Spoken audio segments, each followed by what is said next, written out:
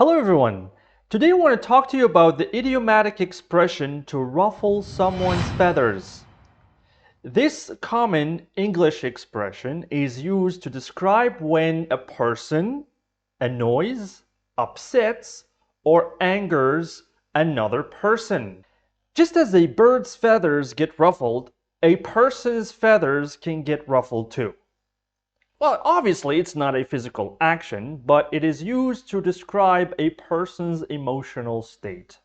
For example, if you tell a bad joke to a friend or you say something offensive, then you might ruffle their feathers. Or in another situation, if you had a discussion with someone and you disagreed with their opinion, and then that discussion turned into an argument, then, my friend, you might have ruffled their feathers. So remember, to ruffle someone's feathers means to annoy or upset someone. Okay? It's a common English idiom, so make sure that you remember it. Now, if you enjoyed this video lesson, please consider subscribing to my YouTube channel for more English short video lessons like this one. Thank you for watching, and see you next time.